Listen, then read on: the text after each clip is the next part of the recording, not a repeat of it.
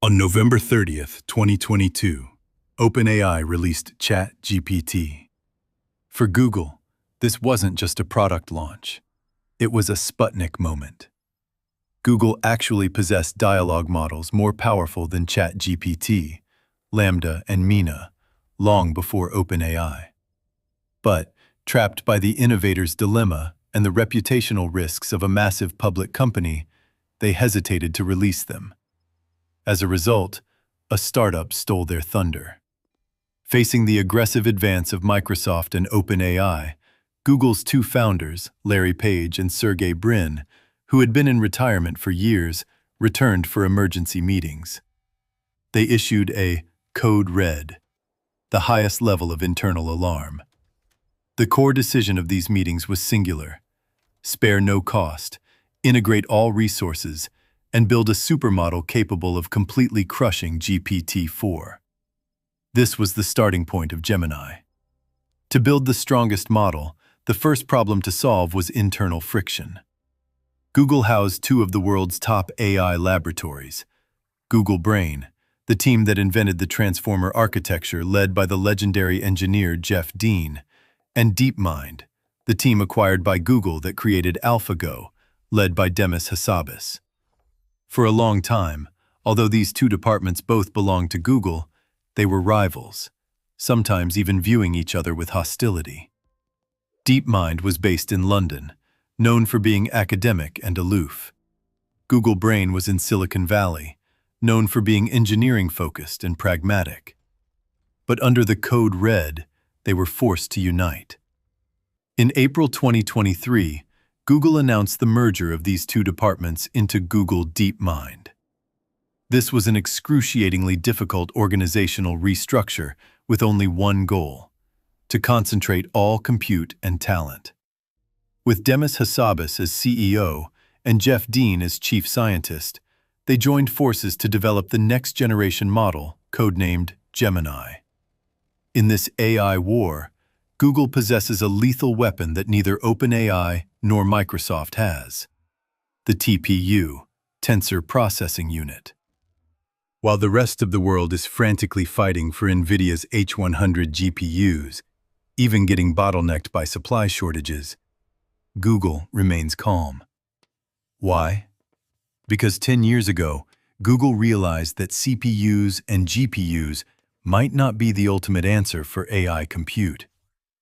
So they designed their own chips specifically for AI matrix operations. Gemini's training was done entirely on Google's proprietary TPU v4 and v5e clusters. Google possesses a piece of black technology called the optical circuit switch, OCS. Simply put, traditional GPU clusters connect via cables, which causes latency and data loss. Google uses light. This allows them to connect tens of thousands of TPUs into a single, massive supercomputer. When training ultra-large models, their efficiency far exceeds traditional GPU clusters. This means Google has mastered vertical integration from chips and interconnect technology down to the model architecture. This is Google's deepest moat. The biggest difference between Gemini and GPT-4 is that Gemini is native multimodal. What does native mean? In its early stages, OpenAI's GPT-4 was essentially a Frankenstein monster. It was primarily trained on text, then bolted on with a separate vision model to see images and a voice model to hear audio. It's like stitching three different people together to do one job. But Gemini, from day one of training, was fed text, code, audio, images, and video simultaneously. It doesn't need to translate. It naturally sees actions in a video and hears changes in tone. This gives Gemini astonishing fluidity in complex reasoning and cross-modal understanding. For example, you can show it a video clip and ask if a specific action was a foul in a sports game, and it can analyze it precisely without first converting the video into text descriptions. Another industry-shaking breakthrough is Gemini's long context window. Gemini 1.5 Pro pushed its processing capacity directly to 1 million tokens, and later even opened up to 2 million. What does this mean?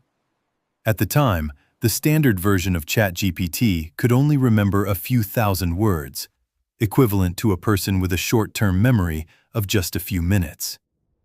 Gemini, on the other hand, can swallow an hour-long movie, 11 hours of audio, or a codebase exceeding 700,000 lines of code in a single gulp. This fundamentally changes how we use AI. You no longer need to chop data into small pieces to feed the model. You can dump an entire company's financial reports or a whole project's codebase into it and let it find a needle in a haystack, pinpointing the exact information you need.